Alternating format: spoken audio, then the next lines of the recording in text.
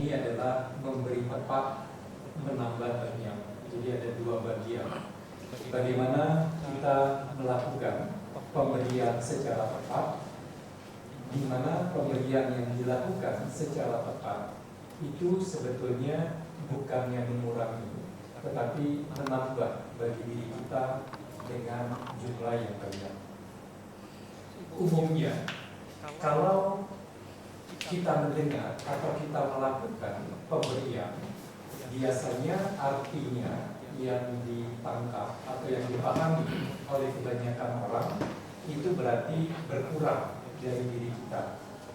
Karena sesuatu yang kita punya kemudian kita berikan, berarti yang kita punya, kita miliki itu berkurang. Tetapi dalam ajaran Buddha, kalau kita melakukan pemberian dan itu dilakukan dengan cara yang tepat, yang sesuai dengan dhamma, bukan hanya menambah bagi kita, tetapi yang ditambahkan, yang kita dapatkan balikannya itu malahan banyak sekali.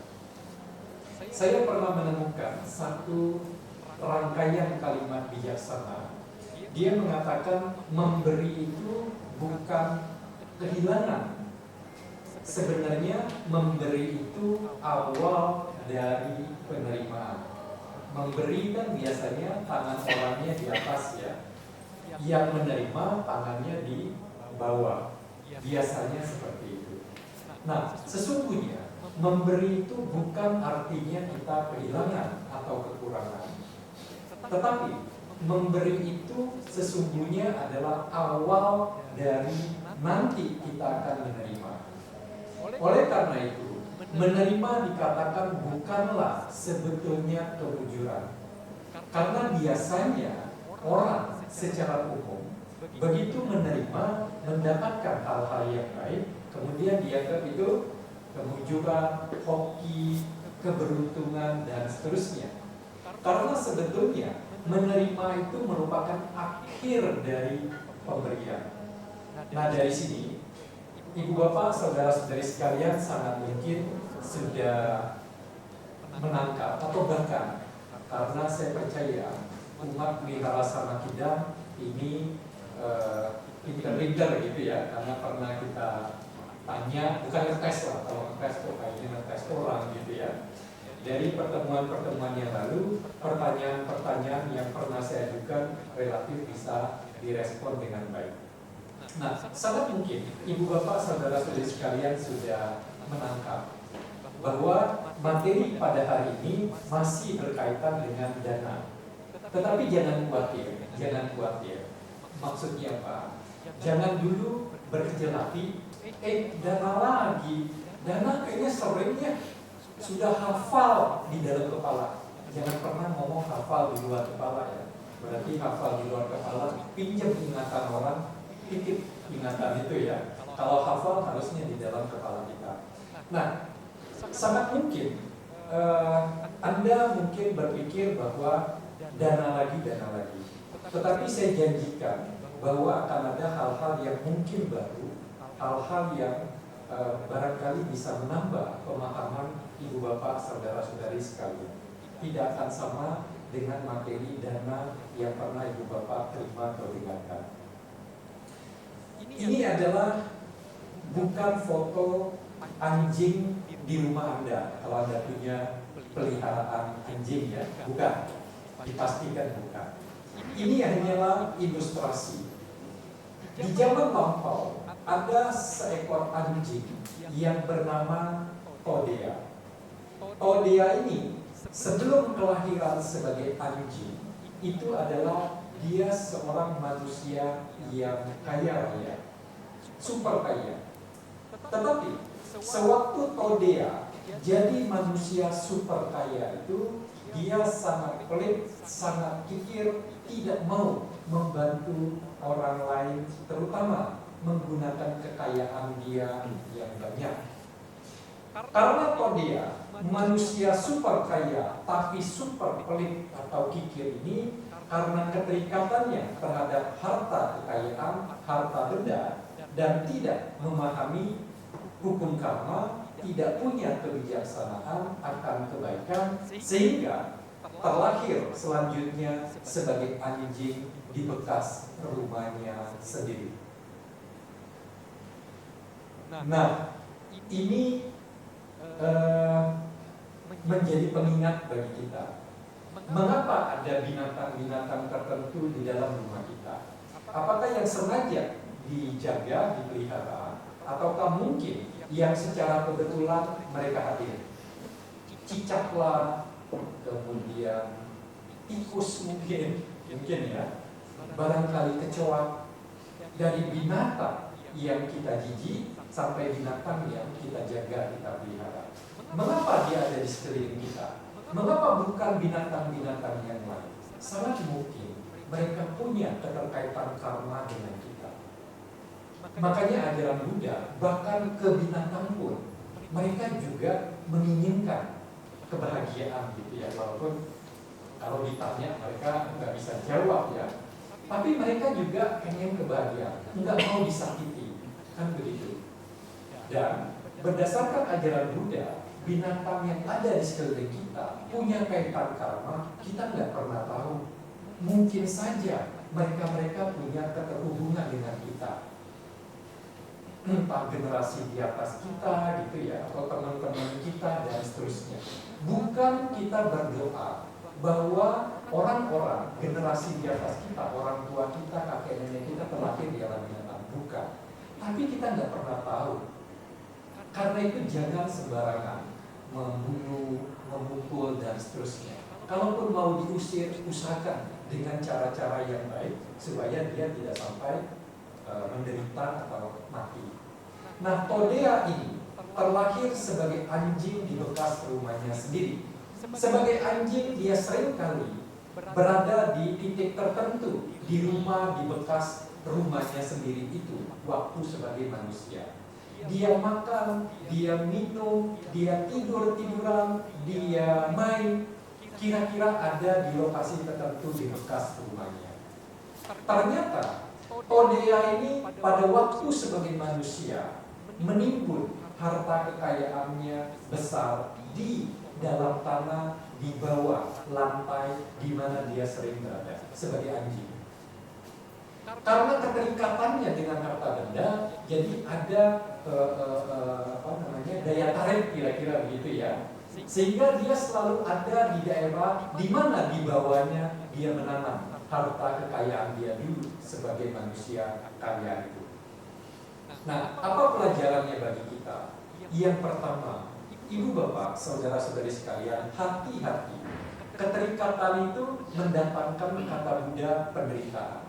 Dalam konteks keterikatannya terhadap harta benda yang didasari kepada ketidaktahuan, kebodohan, kedunguan, maka mungkin menuntun kita ke alam binatang. Alam binatang ditandai dengan mereka tidak punya kecerdasan. Oke, ada lumba-lumba bisa mengikuti perintah, ada binatang yang dilatih bisa mengikuti perintah dan seterusnya. Tetapi itu naluri mereka. Kalau mereka ngikut ini nanti dikasih makanan. Lumba-lumba dikasih ikan, binatang lainnya dikasih makanan tertentu. Kalau mereka patuh menuruti perintah, bukan mereka mengerti. Karena itu hati-hati. Yang kedua, pelajaran dari Todea anjing apa?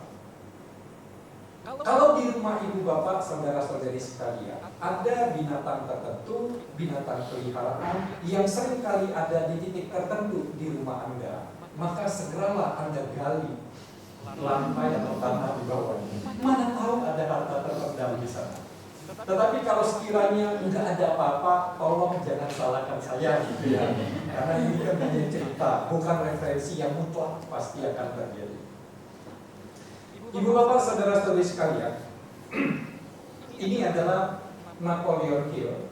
Napoleon Hill ini penulis salah satu buku klasik, judulnya Think and Grow Rich, berpikir dan menjadi kaya. Buku ini banyak dipakai, kalau nggak salah ditulis tahun 50-an, tetapi masih terus relevan, banyak dibicarakan, banyak dipakai. Salah satu dunia asuransi, dunia motivasi sering pakai bukunya dia. bagaimana mengelola, menjaga pikiran, mengarahkan pikiran supaya apa? Kekayaan itu menjadi lebih mudah untuk kita dapatkan.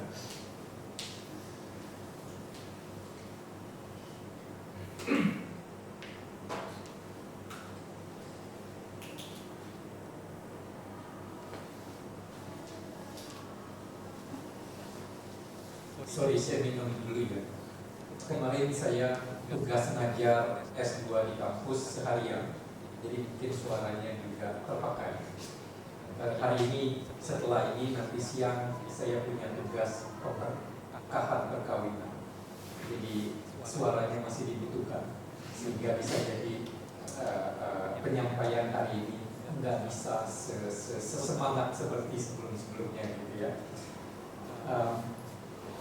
Napoleon Hill ini seorang yang dikenal dan dia merupakan penasihat beberapa presiden Amerika sebelumnya, termasuk Howard Taft, Woodrow Wilson. Woodrow Wilson itu yang waktu PBB United Nations berdiri. Nah itu zamannya Presiden Amerika Woodrow Wilson. Nah ini salah satu penasehat beberapa Presiden Amerika. Kalau tidak salah, Napoleon Hill ini bukanlah seorang Buddhis, atau paling tidak dia nggak pernah mengatakan sebagai seorang Buddhis. Banyak orang-orang Barat yang mengikuti ajaran Buddha, tetapi tidak mendeklarasikan sebagai seorang Buddhis. Nah, Napoleon Hill ini pernah mengatakan seperti ini. Mudah-mudahan suaranya keluar ya. Dengarkan, saya akan tampilkan tulisan maupun suara. Napoleon Hill mengatakan, jika kita merasa belum cukup dengan apa-apa yang sudah kita jalani dan terima sampai saat ini, sangat mungkin kita belum cukup memberi dan berbuat untuk orang lain.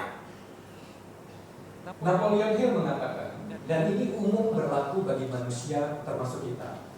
Kalau nih kita merasa belum cukup dengan apa-apa yang sudah kita punyai, kita jalani, kita terima sampai saat ini. Umum ya, kita pengen lebih. Tentu hal-hal yang baik, yang bagus. Lebih banyak kekayaan, lebih banyak kebahagiaan, bahkan kepintaran, bahkan relasi yang bagus dan seterusnya. Sah-sah saja orang menginginkan hal-hal baik lebih banyak dalam kehidupan. Tetapi Napoleon Hill mengingatkan, kalau kita merasa belum cukup dengan itu semua, sangat mungkin kita belum cukup memberi dan berbuat baik kepada orang-orang yang lain. Artinya apa? Sah saja kita menginginkan yang lebih, tapi jangan lupa untuk mendapatkan yang lebih, kita harus melakukan yang baik lebih banyak lagi. Jadi ini sesuai dengan hukum karma. Hukum karma tidak ada yang namanya uang muka dibayar dulu. Saya terima dulu hasil yang baik, ntar nanti saya lakukan. Biasanya itu apa, orang bikin apa, niatan apa namanya.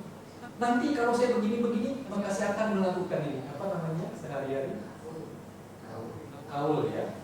Kaul semacam janji ya. Pokoknya saya dapat dulu, maka saya lakukan ini. Kalau hukum karma ajaran Buddha nggak begitu. Lakukan dulu, maka akan terima yang sesuai. Nggak bisa diterima di awal sebagian atau semuanya, nanti baru timbal baliknya dilakukan kemudian. Nah, meskipun Napoleon Hill ini tidak pernah mendeklar sebagai seorang Buddhis, tetapi dia sangat memegang teguh percaya dengan hukum karma. Jangan sampai kita yang sebagai Buddhis, hukum karma merupakan ajaran dasar, salah satu ajaran utama dari Buddha.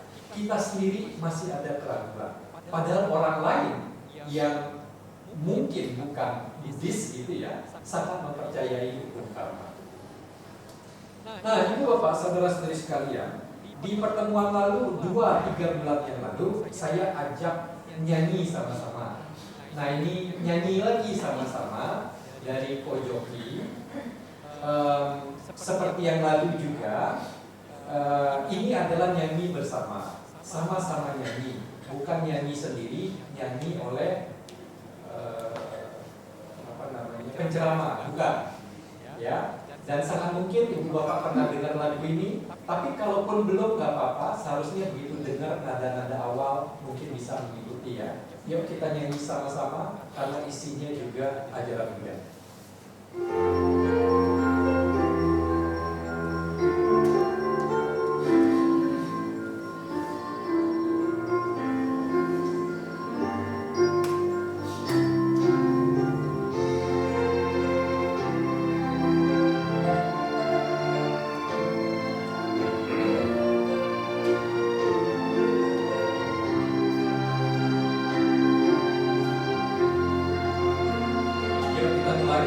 Dengar teman, indahnya hidup surgawi, memerlukan lagu, melodi kehidupan.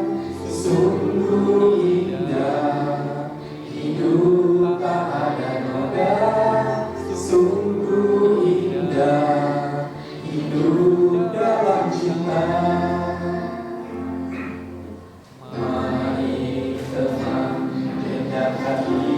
Terima kasih, bahagia hidup ini bila saling memberi. Semaikanlah kasih di dalam diri, pasti hidup kita akan berarti. Refrennya, di sesama tebarkanlah cinta. Sesungguhnya kita hidup bersaudara.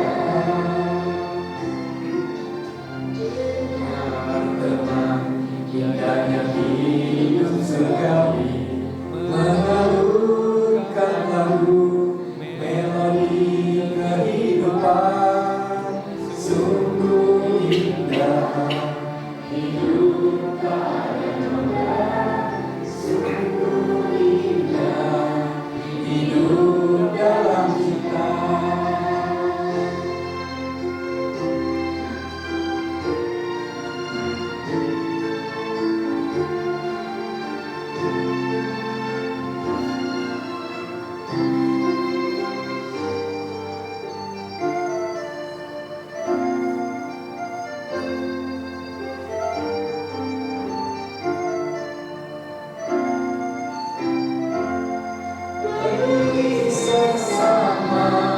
Tebarkanlah cinta, sesungguhnya kita hidup bersaudara.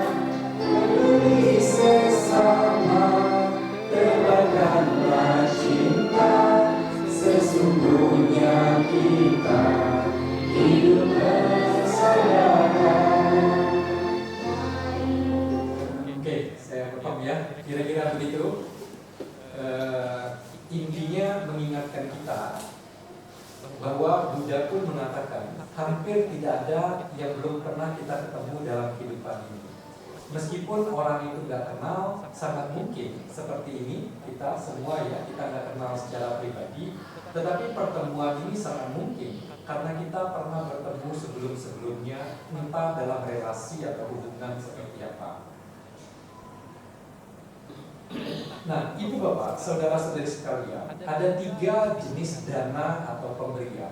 Yang pertama adalah pemberian materi, termasuk uang, makanan, kemudian tenaga, gitu ya, pikiran, duit, dan seterusnya. Ini adalah dana dasar. Dana dasar. Dana ini kenapa dikatakan dana dasar? Karena dana pemberian yang relatif paling mudah untuk dilakukan. Dana dasar. Kemudian dana kedua. Nah, sebelum itu kita nonton satu video pendek ya. Bagaimana dana dasar materi yang bentuknya fisik maupun non fisik itu gampang sekali kita lakukan sehari-hari. Bentuknya kecil, tetapi pilihannya kita mau atau tidak. Belum tentu setiap orang mau mengambil kesempatan berbuat baik yang kecil, yang sehari-hari muncul.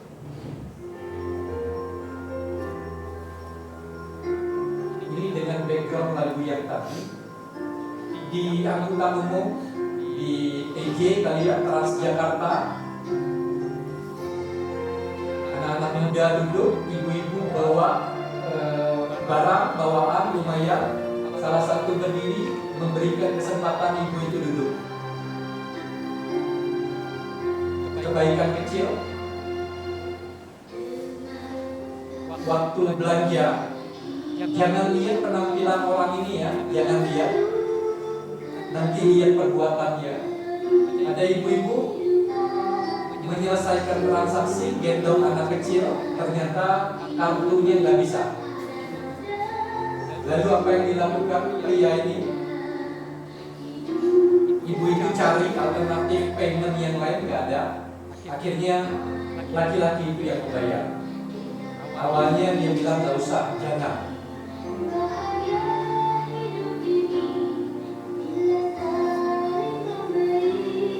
Akhirnya digunakan di taman, lagi mau makan. Ada mungkin ya homeless lewat,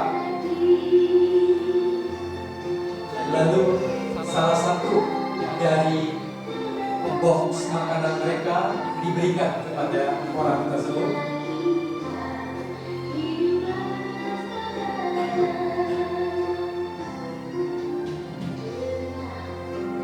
Kalau di luar biasa ya, tangan kiri memberi itu biasa.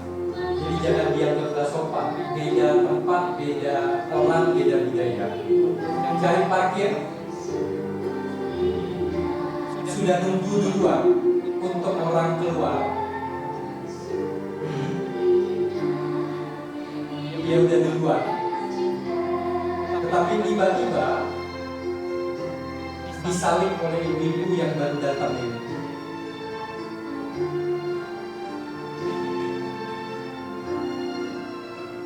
Padahal dia udah duluan ya.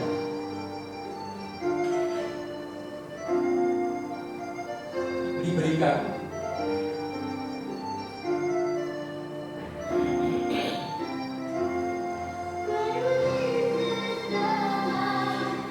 Mungkin ini di apartemen atau rumah susun ada box-box untuk penghuni.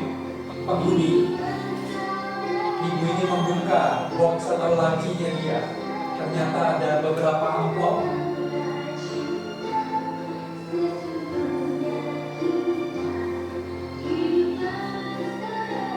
Salah satu amplop dibuka.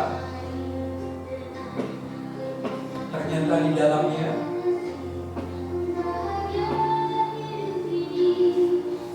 ada uang, tapi tidak cukup banyak. Lalu ada kata-kata yang bagus kepada ibu itu.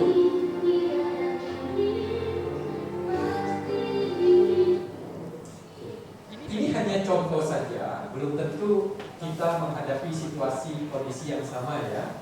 Tetapi maksudnya di dalam kehidupan sehari-hari sebetulnya ada cukup banyak kesempatan berbuat baik yang kecil. Hanya pilihannya kita ambil, kita lakukan atau enggak. Dan ingatlah, perbuatan baik yang kita lakukan akan kembali kepada kita pada waktunya nanti. Entah kapan, entah di mana, entah bagaimana. Kita nggak tahu. Tetapi kebaikan akan kembali dalam bentuk kebaikan kepada kita. Begitu juga ketidakbaikan yang kita lakukan diketahui orang, ada saksi atau enggak perlu hakim. Pada waktunya dia akan balik lagi ke kita dalam bentuk ketidakbaikan atau keburukan. Yang kedua, dari dana 3 jenis itu adalah berdana kehidupan. Dana kehidupan sehari-hari kita dengar, kita lakukan apa? Nama kerennya, nama populernya apa? Function. Function itu artinya memperpanjang kehidupan makhluk yang lain, terutama binatang. Karena umumnya function pasti menyediakan binatang gitu ya. Entah burung, ikan, atau binatang yang lain. Konsep dari berdana kehidupan adalah memperpanjang kehidupan makhluk yang lain, tidak hanya binatang sebetulnya. Nah, berarti termasuk berdonor darah ya. Donor darah sebetulnya dalam salah satu tulisan saya katakan itu bentuk function tingkat tinggi. Kenapa? Karena kalau donor darah, kita menolong manusia yang lain. Makhluk yang lain itu manusia. Di mana manusia secara umum lebih tinggi derajatnya, levelnya dari binatang. Manusia. Kecuali kita keturunan bangsawan atau ningrat, orang-orang terpandang, maka kayaknya nggak bisa donor darah karena darahnya biru. Bangsawan darah biru, nah, itu nggak bisa donor darah. Sisanya kalau kita orang normal harusnya bisa. Mudah-mudahan persyaratan lainnya tercukupi. Mengapa? Dana kehidupan itu dana lebih tinggi daripada dana materi yang tadi yang pertama. Bahkan dana duit sekalipun. Karena kalau dana pertama, dana dasar tadi, misal kita berdana makanan, kira-kira nih makanan itu, satu porsi makanan kita danakan, diterima oleh penerima, lalu makanan itu umumnya berapa lama akan bertahan dalam perut kita, lambung kita.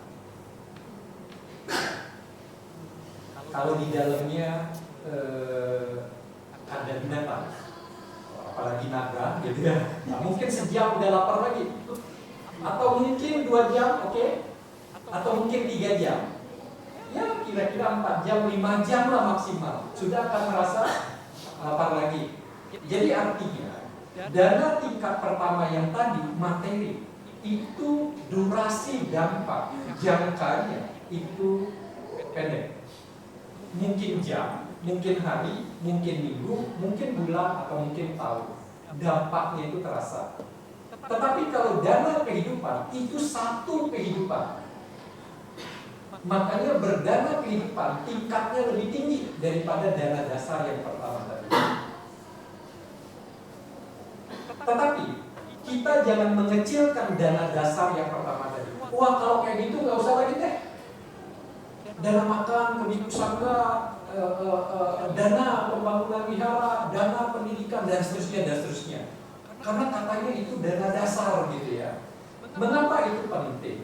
Karena manusia, sebagian besar dari kita butuh melakukan sesuatu itu secara bertahap.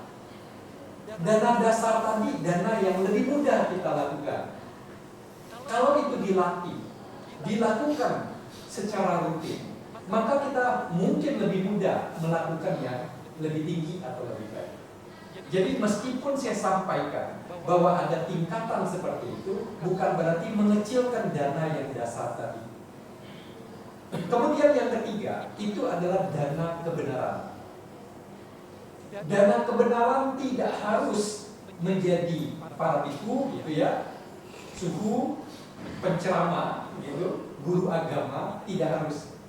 Ibu bapak baca parita, ikut kebaktian, itu sebetulnya berdana ajaran benar kok. Kan mengulang ajaran Buddha.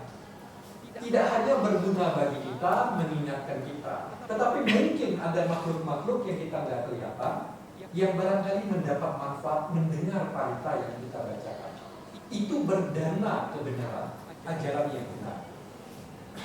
Di sini saya berikan apresiasi khusus ya, Kiria ya, yang membantu kita melakukan komunikasi penceramah, kalau saya nggak salah ya.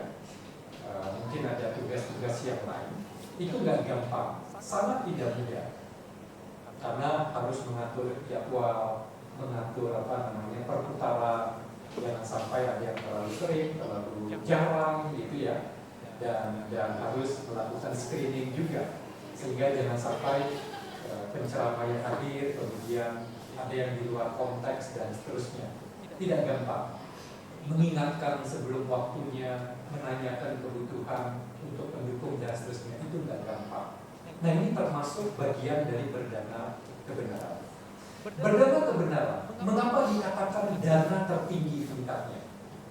Dalam bahasa Pali dikatakan sabadana, dana jinati. Saba itu sabe, keseluruhan, semua. Dana, sabadana, dari keseluruhan dana tertinggi terbaik adalah berdana kebenaran. Kira-kira ibu bapak pernah nggak berpikir secara kritis, kenapa ya Dikatakan dana kebenaran itu dana yang paling tinggi tingkat atau kualitasnya. Kalau tadi berdana dasar, dampaknya, impact-nya dirasa lebih pendek. Dana kehidupan, satu kehidupan. Berdana kebenaran melampaui satu kehidupan. Bisa beberapa kehidupan. Apa maksudnya? Kalau kita berdana kebenaran, hal-hal yang baik, orang mengerti, orang mempraktekkan kebaikan dari yang dia lakukan, dari pemahaman terhadap ajaran yang baik itu melampaui satu kehidupan. Bisa jadi dibawa oleh yang bersangkutan ke kehidupan-kehidupan berikutnya. Makanya kan ada orang-orang di kehidupan tertentu bukan di lingkungan Buddhis, tapi sangat kuat kebudisannya. Orang lain nggak ngerti, dikasih tahu sebentar, diajarkan, dia udah mengerti. Sangat mungkin dia membawa dari kehidupan-kehidupan sebelumnya. Karena itu dikatakan berdana kebenaran, dana yang paling tinggi. Karena dampaknya bisa melampaui satu kehidupan. Tidak hanya kehidupan tersebut, tetapi juga kehidupan-kehidupan selanjutnya. Nah, jadi tantangan bagi kita, ibu bapak, saudara-saudari sekalian, dengan mengerti, memahami 3 tingkatan dana itu, yuk mulai dari sekarang, di sisa kehidupan kita, cobalah tetap melakukan dana-dana dasar yang tadi. Tetap lakukan, karena itu memang lebih mudah. Tetapi cobalah perbanyak dana kedua dengan dana ketiga yang tadi. Supaya kehidupan kita yang masih tersisa ini, kita bisa mempraktekkan karma dengan lebih banyak, lebih baik, termasuk karma-karma baik dengan kualitas yang terbaik. Ibu bapak saudara-saudari sekalian, ada 3 cara berdana. 1 lewat ini loncat ya, kita ya.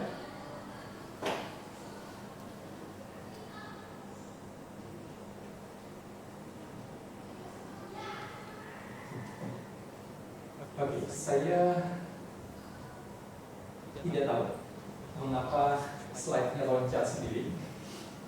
Saya putar dulu ya.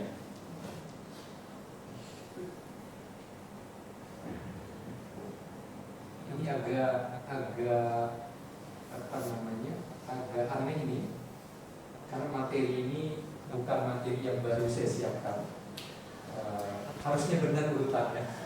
Tetapi tadi loncat, bukan 1/3, tetapi 3/3. Jadi mulai dari nomor 3 dulu.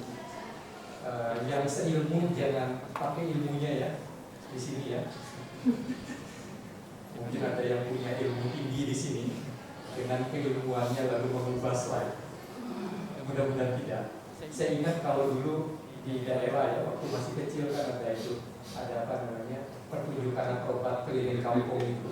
Ujung-ujungnya jual obat arang gosok segala.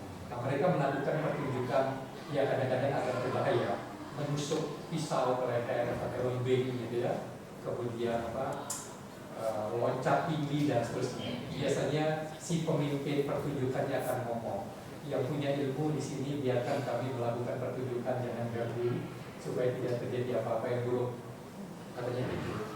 Karena di daerah saya itu memang termasuk dikenal ada ilmu-ilmu itu dari jauh gitu ya, dan seterusnya dan seterusnya. Jadi di sini juga saya mohon izin, kalau ilmunya tinggi jangan biarkan kita selesaikan. Oke, yang pertama cara kita berdana lewat pikiran. Kemudian cara kedua lewat ucapan. Yang ketiga lewat perbuatan badan jasmani. Kita sebut badan jasmani. Karena karma itu adalah perbuatan. Perbuatan lewat pikiran, perbuatan lewat ucapan, perbuatan lewat badan jasmani. Karena biasa kalau kita belajar teori ajaran Buddha, biasanya disebutnya perbuatan lewat pikiran, ucapan, dan perbuatan. Atau karma lewat pikiran, ucapan, perbuatan. Lebih tepat badan jasmani. Nah, ibu bapak, saudara-saudari sekalian, saya perlu mengingatkan kembali. Mana tahu saya pernah mengingatkan, tetapi saya merasa dalam kesempatan ini juga perlu mengingatkan. Begini, ibu bapak, saudara-saudari sekalian yang hadir secara sukarela ke sini pada saat ini, sukarela, ataupun paksa rela. Mana tahu ada, saya nggak tahu. Misalnya ya, yang lebih muda diajak orang tuanya, diajak, tapi sudah dipaksa, bikin gitu ya. Mungkin ada yang lain. Anda sukarela maupun paksa rela sudah ada di dalam sini, kan begitu ya? Yuk coba fokus konsentrasi sepenuhnya terhadap apa yang kita lakukan sepanjang puja bakti. Secara umum kita katakan motivasi kita hadir seharusnya baik ya, ingin berbuat karma baik dong untuk datang ke sini, wajar, normal. Tetapi kalau kita nggak cukup hati-hati ngejaga diri kita, belum tentu ujung-ujungnya totalnya karma baik yang kita lakukan sepanjang kita ada di wihara. Ngeri nggak kata-kata ini? Orang niatnya baik kok bisa dibilang belum tentu. Begitu kita pulang kita udah melakukan karma baik. Mengapa? Begini. Karena karma itu bisa lewat pikiran, ucapan, dan perbuatan. Maka sepanjang kita ada di lingkungan wihara ini 2 jam, 3 jam misalnya ya, kita melakukan berbagai perbuatan lewat pikiran, ucapan, dan perbuatan. Sekarang pertanyaan saya, kalau lewat perbuatan badan jasmani, kira-kira terjaga nggak? Adakah ibu bapak sepanjang ada di lingkungan ini melakukan karma buruk lewat badan jasmani? Ada binatang di depan, anjing, kucing, cicak, tendang gitu. Ada kira-kira? Enggak lah ya. Kalau ada, teman-teman yang lain akan mengingatkan, jangan, binatang pun nggak mau menderita, kamu jangan nyakitin. Ada orang-orang, teman-teman, kalian wanita mengingatkan kita. Sekarang, kalau kita ngomong buruk, kita ngomel-ngomel, kita maki-maki, kita marah-marah di luar. Teman yang lain mungkin nggak mengingatkan kita, jangan gitu, jangan ngomelin orang kayak gitu, nanti orang sakit hati, nanti orang ini, dan seterusnya, dan seterusnya. Jadi, kemungkinan kecil kita melakukan perbuatan buruk lewat badan jasmani, lewat ucapan, karena lingkungannya akan mengingatkan kita, terjaga. Sekarang pertanyaannya, kalau pikiran buruk, karma buruk lewat pikiran, kira-kira orang lain tahu nggak kita berpikir buruk? Ada nggak kira-kira? Oke, berarti di sini di daftar hadir kita umat yang datang tidak ada yang namanya Victor, tidak ada namanya Sukirno. Victor itu pikiran kotor, Sukirno itu suka mikir porno. Harusnya nggak ada, gitu ya? Nggak ada, saya percaya. Saya udah ngintip daftar hadir umat hari ini. Nggak ada, mana-mana saya katakan. Nah sekarang, karena tidak ada yang mengingatkan kalau kita berpikir buruk, kita jadi nyaman-nyaman aja, terus aja berpikir buruk, nggak ada yang tahu, nggak ada yang ngingetin. Itu yang berbahaya. Apa bentuk pikiran buruk akan macam-macam, sampai yang halus sekalipun. Begitu kita di bawah, kita mau meletakkan sandal sepatu kita misalnya, terus ada yang agak tidak beraturan, mungkin pikiran buruk kita muncul. Gimana sih ini orang meletakin sepatu sandal aja kagak bisa? Masa kayak begini, berantakan, jatuh-jatuh lagi, hati-hati. Itu pikiran jelek loh. Begitu kita naik tangga, misal gitu ya, mungkin ada gesekan kaki yang kurang rapi atau apa gitu kan, dengan mudah pikiran kita muncul, komplain, protes. Bisa jadi tadi waktu setting, bisa jadi soal AC juga, kalau ibu bapak tidak hati-hati, komplain loh, protes, benar kan? Nggak usah dijawab, benar atau tidak. Dalam hati siapa sih yang nyetel kayak gini nih, dingin banget gitu kan? Bisa jadi pikiran kita berpikir buruk loh. Ini yang kita harus hati-hati, karena tidak ada yang tahu isi pikiran satu sama lain. Mungkin juga ada, tapi jarang orang yang punya kemampuan itu. Akhirnya kita nyaman-nyaman aja membiarkan pikiran buruk itu. Sehingga kalau kita total secara matematika, kita pulang nanti, kita berbuat baik lewat badan jasmani. Kita namaskara, kita anjali, kita dan lain sebagainya. Kita baca parita, kita dengarkan dhamma desana, kita nyanyi lagu Buddhis dan seterusnya. Dengan pikiran buruk, karma lewat pikiran yang buruk bisa jadi negatif. jumlah ya, kita bukan ngomong kualitas. Karena pikiran buruk itu gampang sekali, dia muncul, dia tenggelam muncul, cepat sekali.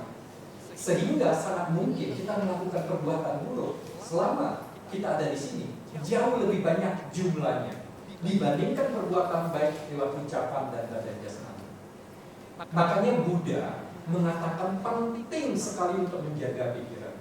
Meditasi itu penting sekali. Karena pikiran itu, saya pernah mendapatkan satu penelitiannya dilakukan di Amerika. Sehari semalam, lebih dari 50.000 jenis pikiran muncul dan tenggelam dalam pikiran satu orang manusia. 50.000 lebih apa? Kalau setengahnya aja buruk, berarti ada 25.000 karma buruk yang kita lakukan sehari semalam. Ngomong-ngomong lewat badan jasmani, lewat ucapan Anda lakukan 10.000, kayaknya nggak ada lah. Makanya hati-hati. Kira-kira begitu ya ilustrasinya ya. Nah sekarang kita masuk. Mengapa judul kita adalah memberi secara tepat bisa menambah banyak. Lakukan dana atau pemberian secara tepat sesuai ajaran Buddha, maka karma baik buahnya yang akan kita terima bukan hanya banyak sekali. Di dalam ajaran Buddha dikatakan dana atau pemberian yang dilakukan secara bijaksana, yang terbaik, yang tertinggi kualitasnya itu ada 8 ciri. Yang pertama adalah kalau kita berdana barang sesuatu yang berbentuk fisik, itu usahakan dari upaya, jeripaya kita, barang itu bersih dan suci. Sering kali muncul pertanyaan, kalau dia nyuri, lalu dia danakan ke wihara, kayak gimana? Berarti ada dua karma, perbuatan buruk mencuri, perbuatan baik berdana. Siapa lebih tinggi? Banyak faktor. Nggak bisa otomatis kita katakan impas, gitu ya. Nggak bisa. Curi lebih tinggi dengan argumentasi tertentu. Dana lebih tinggi dengan argumentasi. Nggak bisa sebegitu gampang. Ada banyak faktor. Kemudian yang kedua, dana bijaksana yang tertinggi tingkatnya nilainya. Kalau pemberian yang kita lakukan itu adalah yang terbaik atau berharga yang kita miliki. Ngomong-ngomong, kelompok sebelah sini, kalau punya baju pesta, baju yang bagus, sangat disukai, disayangi, akankah didanakan?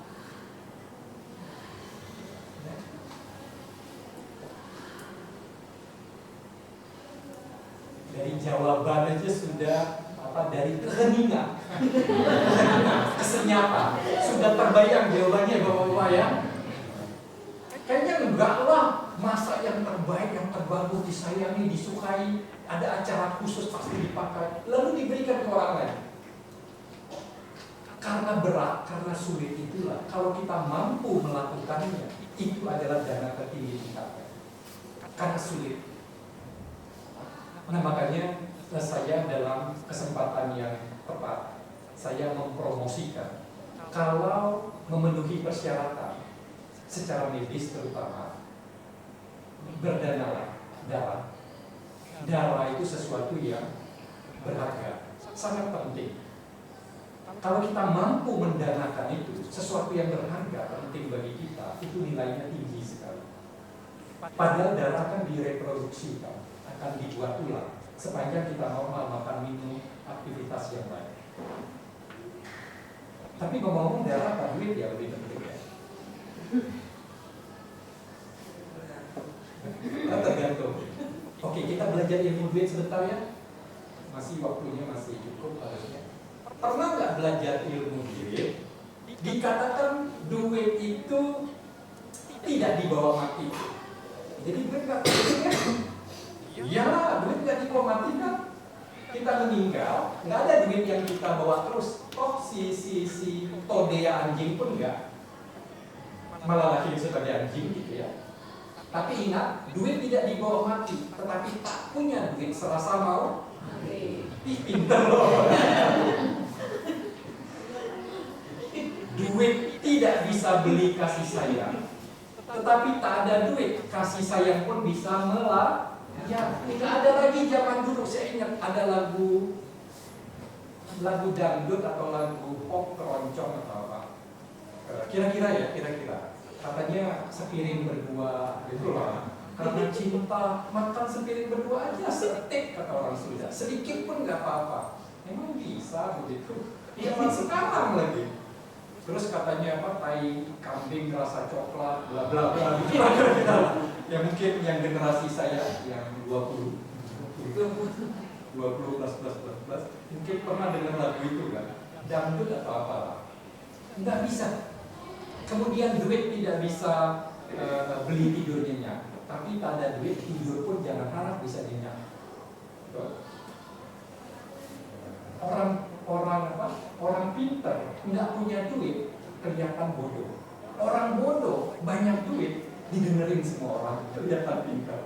Dia ngomong apapun iya betul gitu ya. Setuju nggak kenyataan dunia gitu? Ya itu ilmu duit, saya ingat duit penting. Kira-kira begitu. Nah kemudian yang ketiga, dana yang bijaksana, kualitas tertinggi terbaik dilakukan, diberikan tepat waktu. Kita berdana makanan, orang itu baru makan, makannya gembul banget, kenyang banget. Dibandingkan kita dana ke orang yang kelaparan, sehari 2 hari nggak makan, dia butuh sekali makanan untuk mengembalikan stamina dia. Maka waktu yang tepat kepada orang yang lapar atau orang yang kenyang atau sangat kenyang, itu secara waktu, secara timingnya sama sih, mendanakannya bendanya sama, waktunya berbeda, kualitasnya bisa berbeda. Kemudian yang keempat, berdanalah yang layak atau bermanfaat, bisa dipakai, bisa digunakan. Misalnya ada bencana alam, kita berdana pakaian bekas, kira-kira yang akan kita danakan pakaian seperti apa? Baju pesta yang tadi? Enggak lah pasti. Terus apa yang kita danakan? Yang bahkan kita nggak ingat kita punya pakaian itu tumpukan paling bawah. Sorry ya, mungkin yang udah kusam, kancingnya yang copot, sorry, yang sobek bisa gitu ya. Kerahnya udah agak kusam. Artinya kita lepaskan kualitas barang seperti apa? Oh diam, berarti nggak dilakukan itu. Oke lah, bagus. Senang juga saya. Diam berarti tidak gitu ya, atau diam berarti setuju gitu. Layak pakai. Tapi maksudnya, secara umum kita akan memilih yang kayak gimana? Nah, kira-kira gitulah. Nah, sebenarnya semakin layak, semakin bermanfaat, yang mampu kita danakan semakin tinggi kualitasnya. Semakin kita juga enggak perlulah ada atau tiada pun barang itu, baju itu, pakaian itu nggak ada efek bagi kita. Semakin ke bawah, semakin kualitasnya menurun. Kira-kira begitu.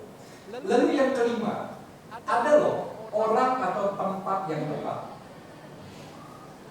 Ada orang-orang yang mengatakan, oh begitu sih, kenapa ajaran Buddha pilih-pilih? Oh dana tuh pilih-pilih orang, pilih-pilih tempat. Jawabannya sebetulnya mudah, sangat mudah. Emang semua orang sama, emang semua tempat sama. Jadi kita ngomong, berdana kemanapun, ke siapapun, sama aja. Jangan pikirkan tidak ada perbedaan. Secara logika kita dapat diterima nggak argumentasi itu? Enggak lah. Ya, umum aja. Kita dana yang sama ke orang jahat, ke orang baik. Orang jahat menggunakan itu untuk kejahatan, orang baik untuk melakukan lebih banyak kebaikan. Secara logika aja nggak sama. Orang berbeda itu akan berbeda. Tempat berbeda akan berbeda. Nah, khusus ini saya akan mengutip dari Dhammapada Syair 356 sampai 359. Yang akan saya putarkan dan tunjukkan tulisannya adalah kata-kata Buddha kepada Dewa Antura. Kalau ibu bapak ingat, pernah dengar cerita ya, Buddha mengajarkan Abhidhamma itu di surga apa? Surga? Oh, Wihara Selama Kidang. Wihara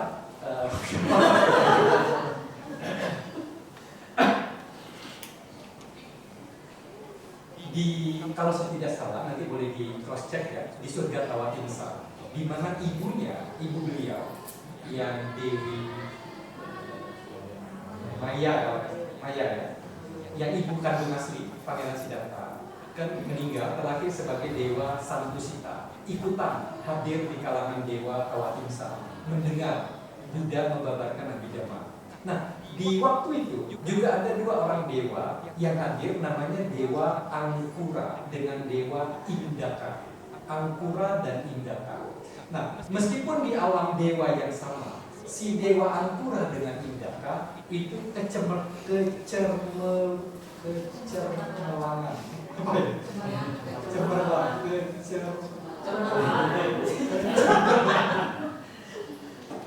ya sudahlah, memang usia itu nggak bisa dibantah ya. Oke, saya akan hati-hati. Kecemerlangan, benar? Kalau fokus itu banyak hal bisa dilakukan dengan baik. Kecemerlangan, sinar dari Dewa Angkura dan Indaka berbeda.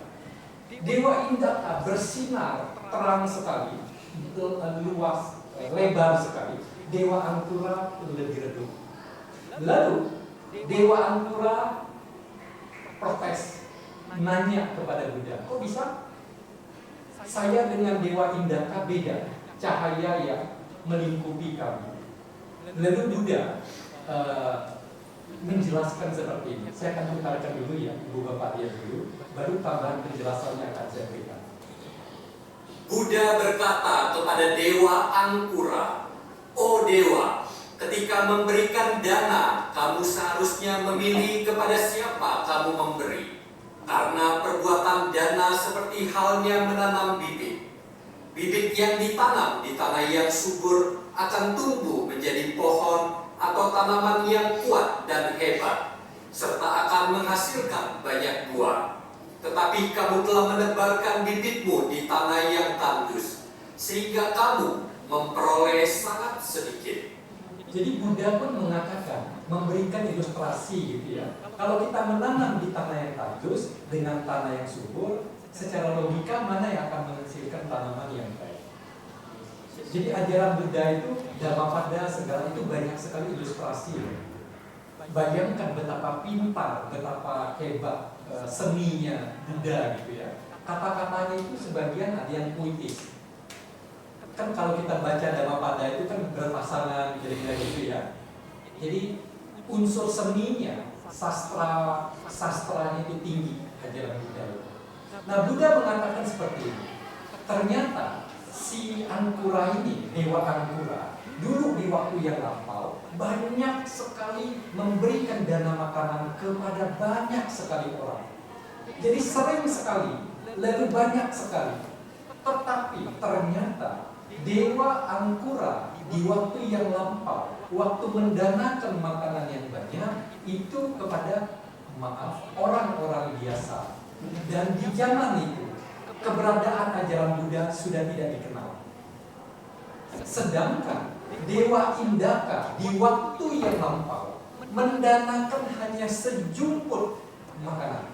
Sejumput itu kira-kira sedikit lah, kira-kira begitu ya. Hanya sekali, hanya sejumput, tetapi diberikan kepada seorang tera, seorang suci di masa itu. Ternyata kualitasnya melampaui kualitas kebaikan dana makanan dari Angkura di waktu yang lampau yang banyak sekali kepada orang-orang yang banyak. Makanya kita lakukan dana-dana yang tepat gitu ya. Tetapi tentu saja bukan mengarahkan ibu bapak pilih-pilih gitu ya. Baik, nanti nunggu biku yang paling senior yang datang. Kalau enggak beliau, enggaklah saya dana gitu. Kalau kesempatan itu ada, kemarin perayaan Waisak ya, mungkin ada biku yang sangat kita hormati yang hadir maupun biku-biku yang lain dan seterusnya gitu ya. Kita nunggu sampai waktu itu ada, tapi ternyata kita sakit. misalnya nggak bisa hadir, kesempatan itu menjadi hilang. Jadi maksudnya, meskipun disampaikan seperti ini, ibu bapak harus secara bijaksana mempraktekkan ini gitu ya. Karena idealnya demikian. Tetapi prakteknya kan akan ada kendala-kendala tertentu. Jadi selagi kesempatannya ada, ambillah itu. Meskipun pengemis misalnya gitu. Kalau dia butuhkan, kita mampu, bantulah. Tidak harus selalu orang-orang yang ini. Jadi harus dilengkapi dengan kebijaksanaan.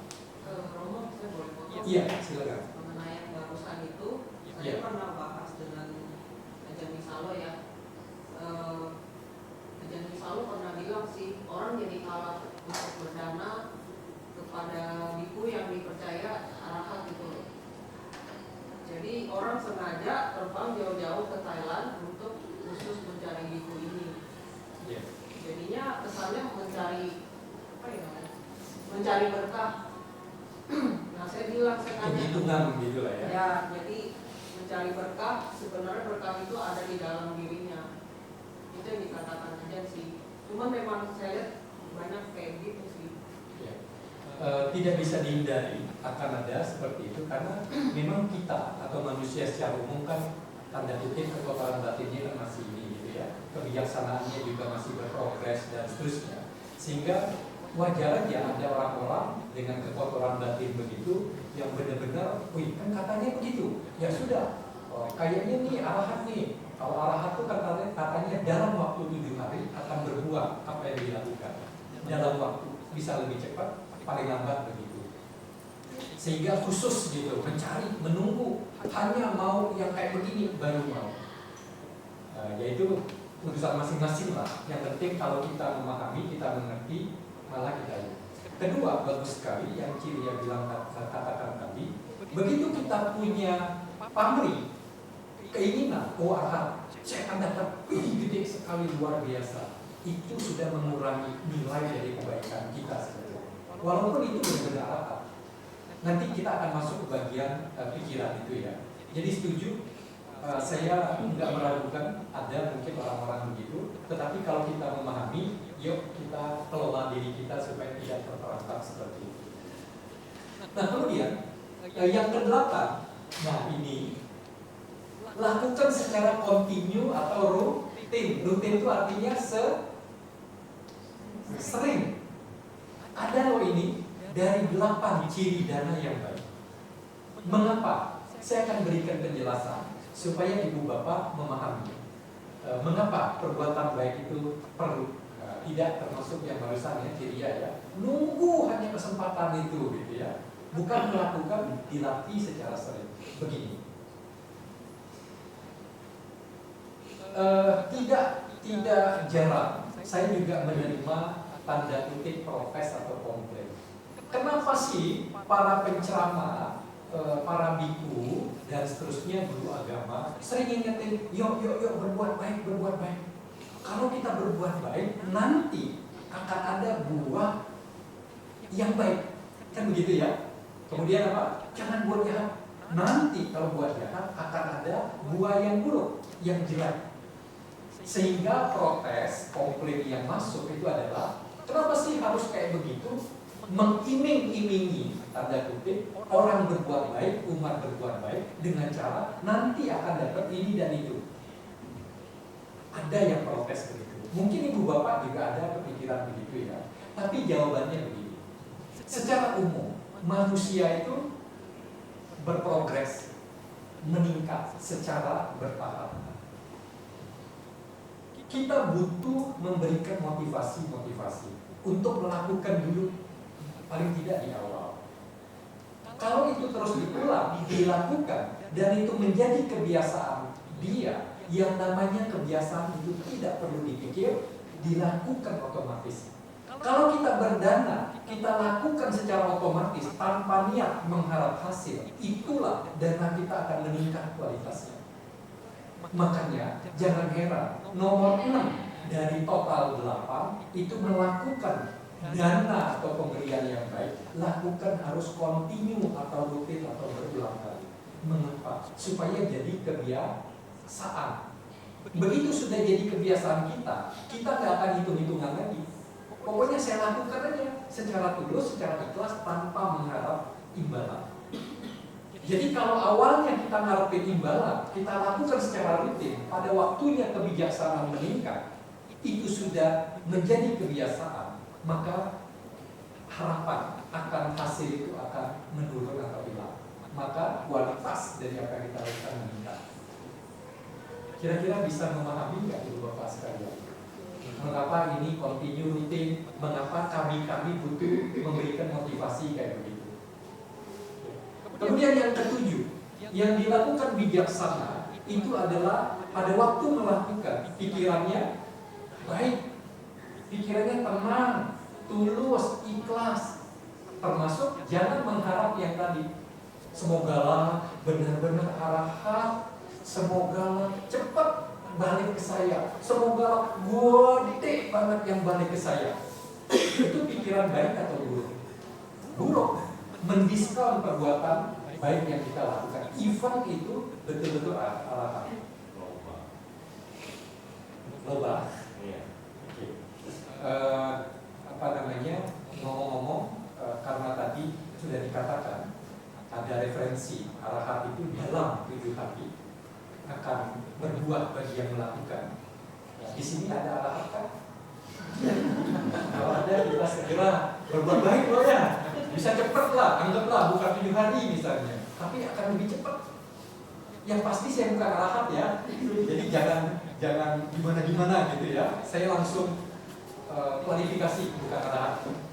Oke, kemudian yang ke-8, setelah dilakukan, pikirannya harus juga senang, tenang, gembira, bahagia, tidak mengimpikan atau mengharap hasil. Secara umum ada 3 waktu di mana pikiran kita jaga. Sebelum melakukan, pikiran kita baik, niatnya baik. Pada waktu melakukan baik, setelah melakukan baik. Contoh ini mungkin pernah saya sampaikan, tapi diterima ya untuk mengingatkan. Misalnya ada biku sangat senior, banyak hadir katina atau sanggadana. Kemudian itu biku favorit kita. Biku favorit kita, wah ini harus nih kita hadir. Lalu dananya jubah atau dana yang tertinggi yang bisa kita lakukan.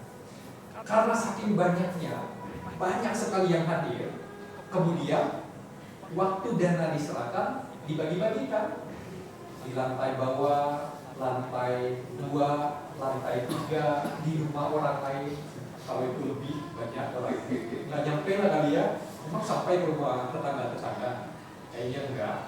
Lalu kan biku-bikunya di-assign kan, ditugaskan gitu ya. Oh Bante A di sini mungkin berdua atau bertiga, Bante ini di bagian ini dan seterusnya. Kemudian kita, Anda yang sudah punya target biku A yang paling senior, lalu ternyata Anda diberikan biku Z, biku yang paling junior, belum lama dihabiskan. Kira-kira secara umum orang akan gimana? Masih tetap semangat, gembira. Mungkin yang terjadi apa? Pikirannya panitia nih, pengurus nih, orang maki-maki, ngoceh-ngoceh di dalam pikiran. Pada waktu menyerahkan, bisa jadi pikirannya tetap jelek. Setelah selesai pulang, pikirannya kira-kira selesai atau masih ngerunyem gitu. Ngerunyem tahu, orang bilang ngerunyem, ngoceh, ketemu orang masih ngomong, hati-hati.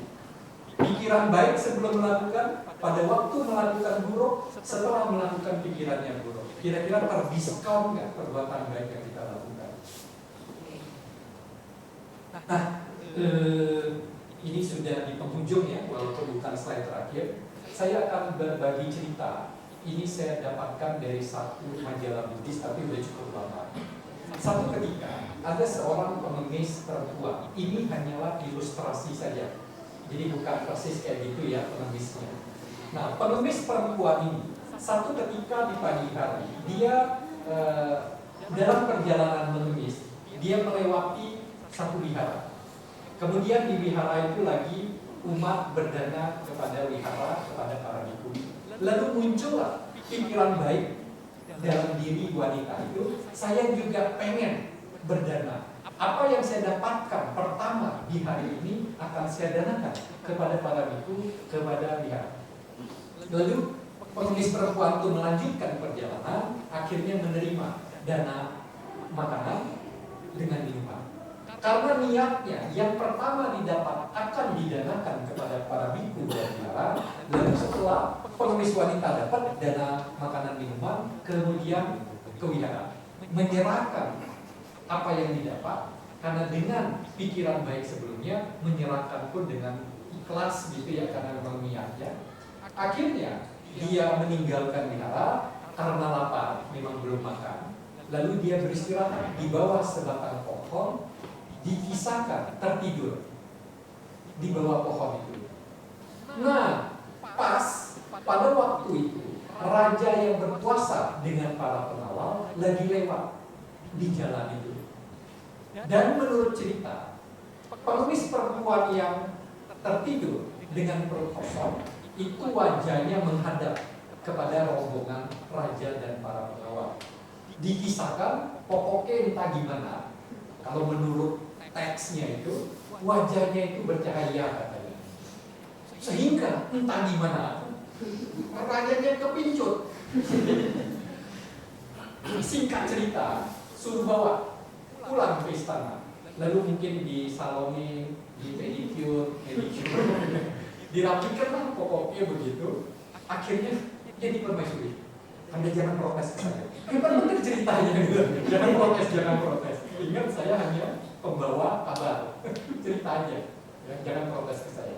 Nah, lalu satu waktu si permaisuri yang berasal dari pengemis wanita ini berpikir, wih gila ya, saya berdana hanya makanan minuman ke wihara para biku. Saya jadi permaisuri. Sekarang saya kaya raya. Saya punya banyak harta gitu ya sebagai permaisuri. Saya mau dana nih dengan banyak harta benda, berlian, emas permata, apalagi emas sekarang ya, emas antam berapa duit sekarang? Gila, 1,8, 1,9, apa udah 2 juta lagi? Akhirnya gitu, si permaisuri berpikir, wih, saya udah kaya, saya akan dana banyak. Lalu si permaisuri ini nyintil tahu nggak? Muntit itu diam-diam ngikut gitu ya. Jadi dia kirim harta benda untuk berdana, tapi dia pengen lihat gimana hebohnya orang-orang penduduk, lalu wihara dan para biku. Jadi dia ngikut pelan-pelan dari belakang. Kemudian ternyata begitu tiba di wihara, kalau waktu dia jadi pengemis berdana, yang menerima kepala wihara, biku paling senior. Tetapi waktu dia dana, harta benda bergerobak-gerobak, berkereta-kereta, yang menerima biku junior. Nah, jadi kan dia nggak puas dong, ucuk-ucuk. Ini boleh nggak pakai kata ucuk-ucuk? Ucuk-ucuk itu apa ya? Oh, dia segera ke depan protes kepada biku. Kok bisa begini banyak dananya yang terima biku yang masih muda? Kira-kira begitulah ya. Terus kepala wihara bilang, pada waktu kamu jadi pengemis, kamu mendanakan, meskipun itu makanan minuman sederhana, kecil, nilainya lebih besar daripada sekarang. Sekarang kamu punya harta benda yang sangat banyak. Dulu kamu jadi pengemis, itu harta kamu satu-satunya makanan minuman. Kamu gak punya yang lain. Sekarang kamu jadi permaisuri, harta benda kamu luar biasa banyak. Yang kamu danakan sebagian kecil saja. Jadi dari segi nilai, dari segi berharganya, lebih berharga yang dia danakan waktu dia jadi pengemis. Kedua, waktu kamu jadi pengemis, niat kamu, waktu kamu menyerahkan, itu tulus, ikhlas, rela. Sekarang kamu pengen apa? Saya wah gitu ya. Nilainya jauh lebih rendah. Kira-kira seperti itu. Nah, apa pelajarannya ibu bapak sekalian? Tidurlah di bawah pohon. Itu jangan ditafsirkan sebegitunya. Nah, apa pelajarannya? Dana itu, karma baik itu tidak diukur dari nominal.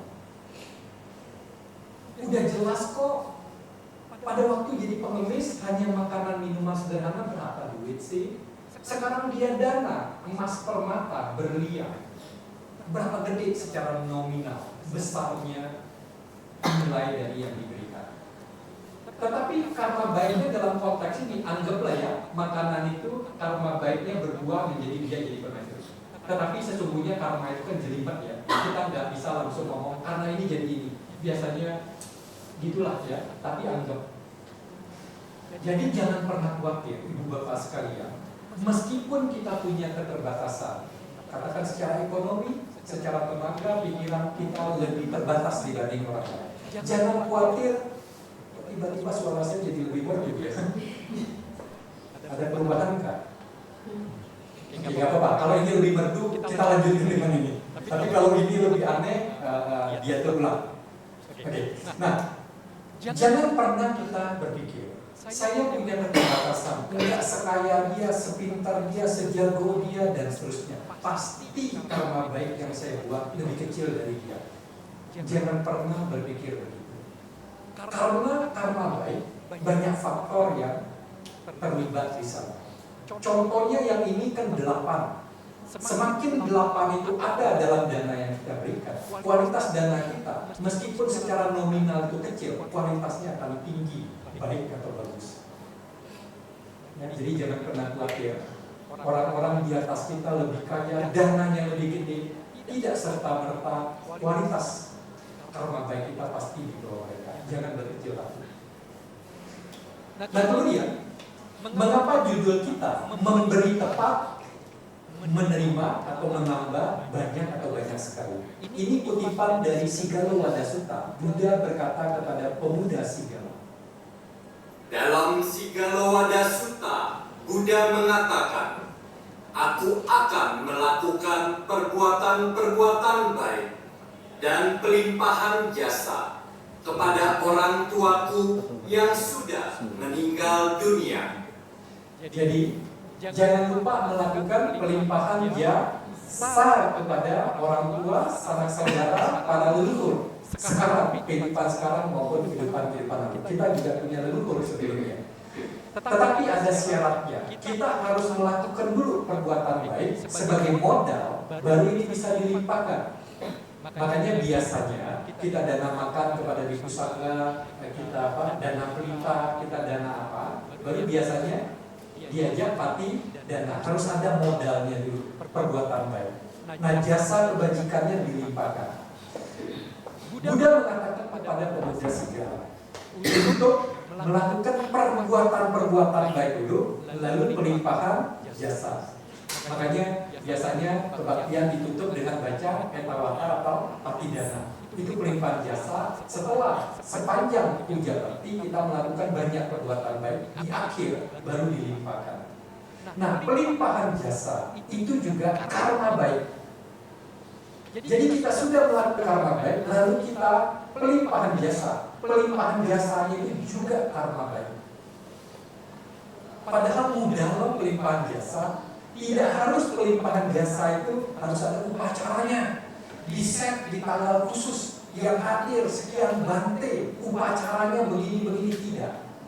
Pelimpahan jasa cukup dengan kita secara fokus, konsentrasi penuh, mengingat, melimpahkan, harus sudah berbuat baik. Semoga dengan perbuatan baik yang saya lakukan melimpah kepada mendiang, misalnya mama saya siapa, mendiang papa saya siapa, bila perlu sebutkan nama, melimpah kepada sanak keluarga, para leluhur, kehidupan sekarang maupun kehidupan yang lampau, melimpah pada semua makhluk yang pernah berhubungan karena dengan saya.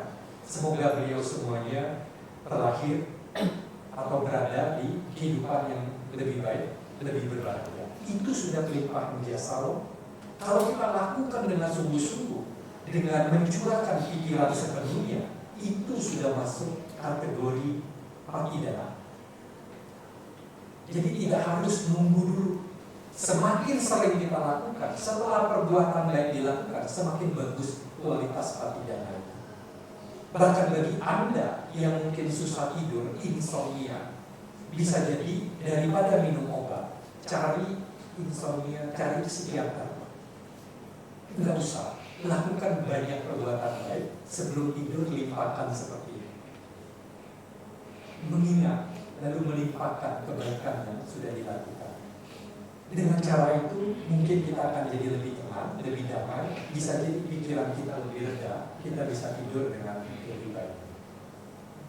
Nah, ini yang saya katakan, sesuai judul kita, memberi secara tepat. Kalau bisa 8 ciri yang tadi sebanyak mungkin ada dalam pemberian yang kita lakukan. Kedua, jangan lupa patidana. Patidana sering-sering sepanjang hari nggak apa-apa. Begitu sudah lakukan perbuatan baik kecil pun patidana. Siang hari lakukan apa? Patidana. Nggak apa-apa, yang penting sudah melakukan. Ini konsep patidana ya, biasanya mengapa menuangkan air? Karena itu simbol perlombaan. Kita yang sudah melakukan perbuatan baik sebelumnya seakan-akan ada air, ada isi. Kemudian dituang kepada yang kosong. Itu perumpamaan, simbolik bahwa yang kita lakukan perbuatan baik ada isinya, dilimpahkan jasa kebajikannya kepada yang kita tujukan, di mana mungkin kondisi beliau kosong, butuh pelimpahan jasa supaya mengondisikan beliau bisa menjadi lebih baik. Coba kita lihat dari depannya supaya jangan ada yang miss, ada yang lewat poin-poin utama. Satu, ingatlah, jangan khawatir dengan memberi atau berdana. Memberi bukan kehilangan, karena sesungguhnya itu awal nanti kita akan terima. Kemudian yang kedua, ada 3 jenis dana. Dana dasar, materi, tenaga, buah pikiran, dan seterusnya. Yang kedua, dana yang lebih tinggi tingkatnya, dana kehidupan. Ketiga adalah dana kebenaran. Dampaknya berbeda-beda, yang lebih panjang, semakin tinggi tingkatnya.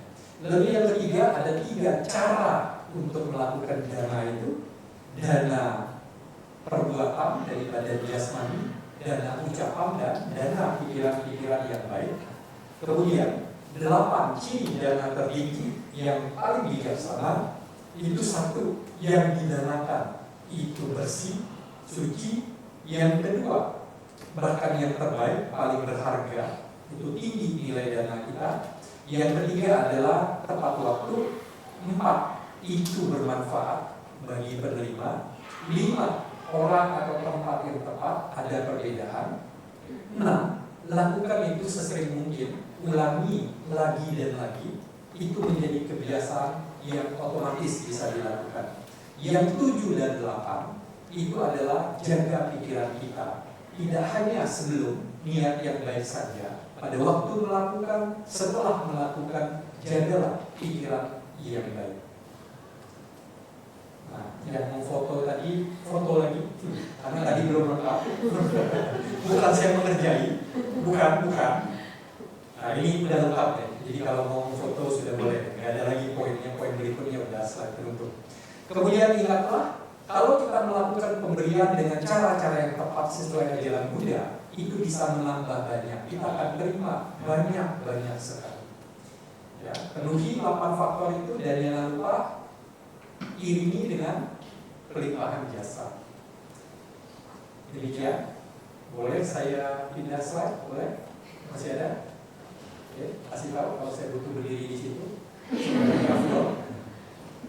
Ibu bapak, saudara-saudari sekalian, semoga apa yang disampaikan bisa menambah dari apa yang ibu bapak sudah tahu selama ini, dan memberikan pemahaman lebih, dan tentu saja motivasi supaya ibu bapak bisa melengkapi kehidupan ini dengan hal-hal baik lebih banyak lagi dengan cara-cara yang tepat. Semoga ibu bapak, saudara-saudari sekalian lebih berbahagia. Semoga semua makhluk berbahagia. Sabi sata bawatu sukitata. Sadu. Terima kasih semuanya. Selamat siang. Sabiatu Namo Buddhaya.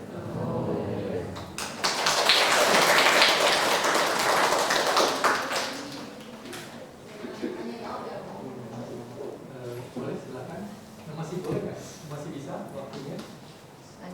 Saya ikut aja, silakan.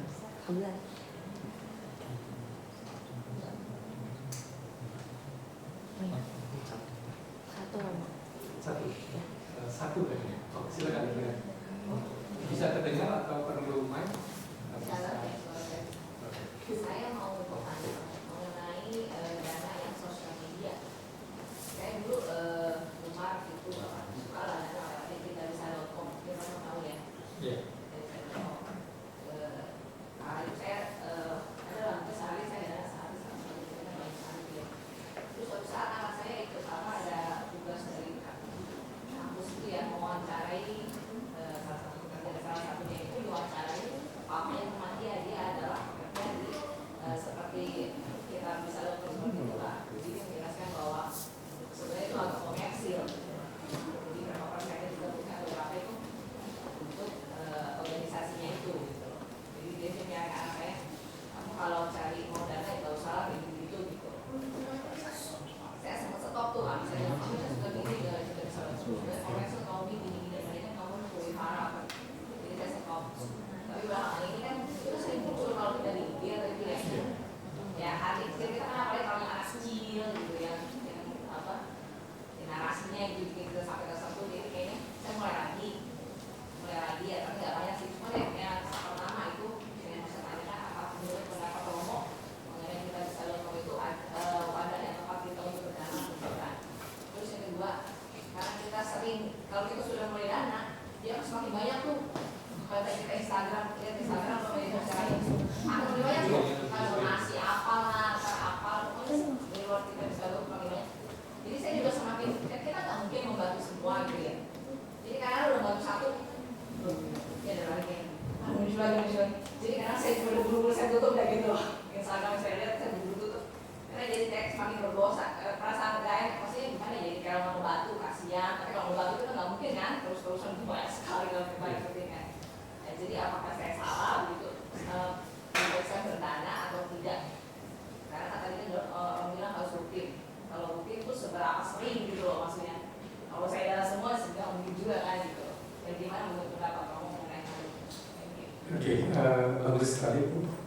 Dan relevan sekali bagi kita ya. Saya juga walaupun secara media sosial saya sudah tidak terlalu aktif lagi, karena setelah saya pikir-pikir lagi, timbang-timbang kok bagi saya sorry to say lebih banyak negatifnya daripada positifnya. Jadi udah beberapa tahun saya udah nggak aktif, tapi bukan sama sekali tidak aktif lagi. Paling yang saya posting itu donor darah misalnya gitu ya. Mana tahu ada 1-2 orang di luar yang melihat itu lalu termotivasi melakukan itu, dan ternyata memang ada. Udah beberapa kali orang mengatakan, oh saya lihat postingan kamu, saya lihat udah nyoba nih, sekarang udah kesekian, kayaknya seneng juga gitu. Tapi sisanya selektif lah gitu ya. Tapi bukan berarti ibu bapak harus melakukan hal yang sama, kan kita beda-beda.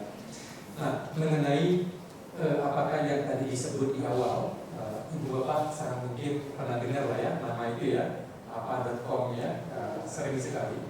Kemudian saya juga pernah dengar ada berita-berita bahwa mereka tidak sepenuhnya menyalurkan itu.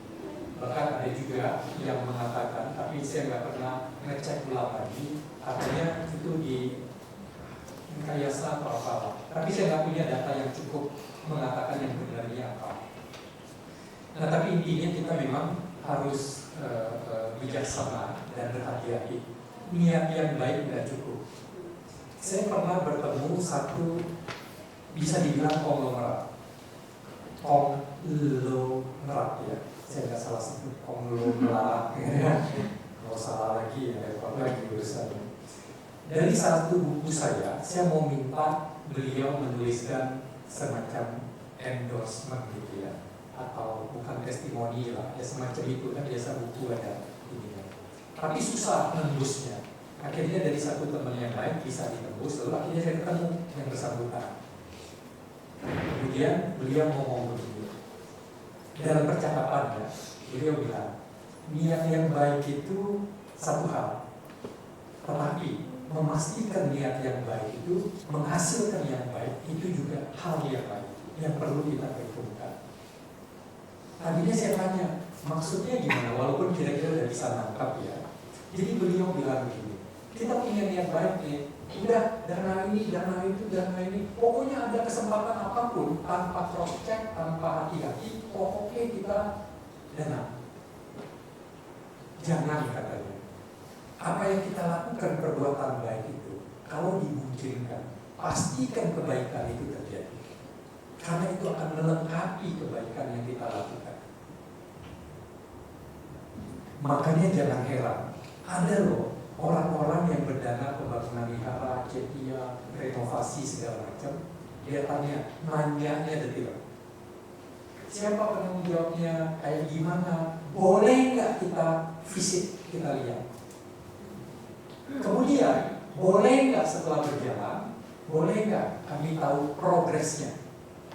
Mungkin kalau minta laporan keuangannya belum tentu ya, kecuali dia donatur gede sekali. Semuanya beliau yang tanggung, mungkin minta laporan itu masih masuk akal ya. Tapi kalau bagian dari donatur-donatur yang lain, mungkin aja nggak dikasih mungkin ya. Ada loh yang kayak begitu. Apakah mereka salah? Ngapain sih udah dana aja? Ngapain tanya-tanya ini itu? Kalau udah punya niat baik aja udah. Apalagi zaman sekarang begitu banyak tipu daya. Kalau kita tutup mata, yang penting niat baik itu digunakan untuk yang buruk. Ingat, ada kan kejadian yang katanya dana itu disalurkan untuk ke negara lain, bukan dana lingkungan Buddhis ya, tapi maksudnya kotak-kotak dana itulah ya.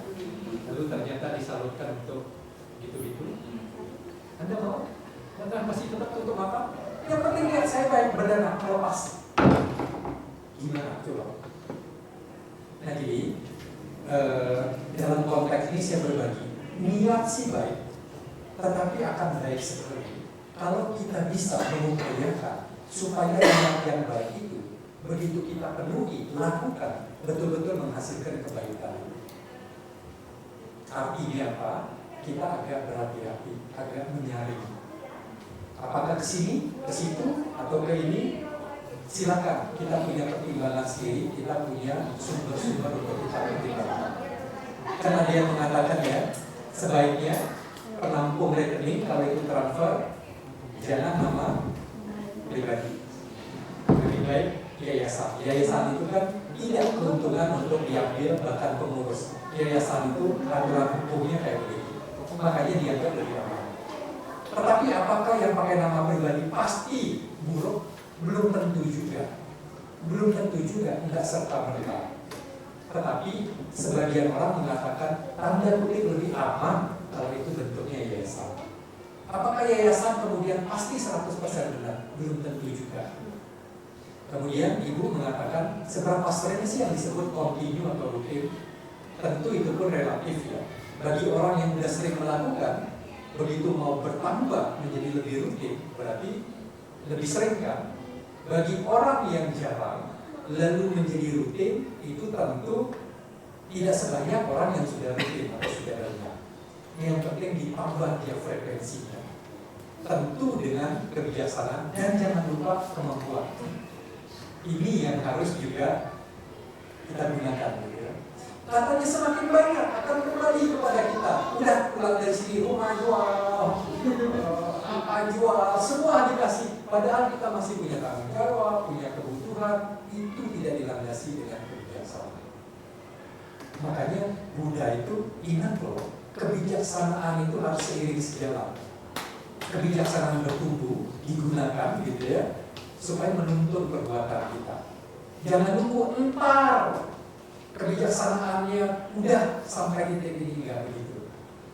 Nah, kebijaksanaan dari mana? Dari seperti ini, dari info-info yang ada. Jadi ibu baik sekali kalau ibu selama ini sudah melakukan ya. Memang butuh berhati-hati kita semua.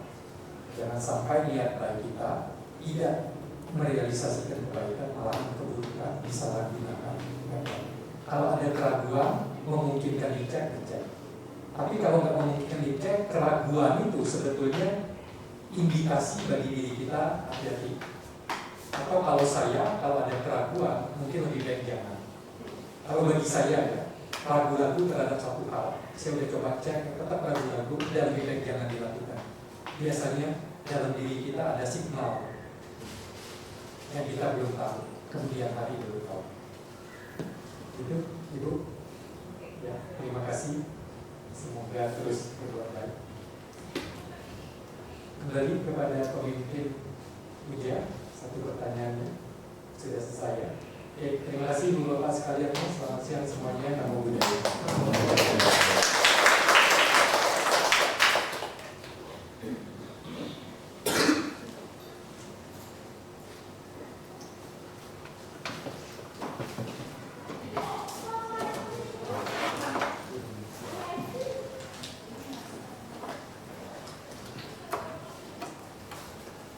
Terima kasih kami ucapkan kepada Romo Imam Wandanda yang telah menyampaikan dalam acara pada hari ini.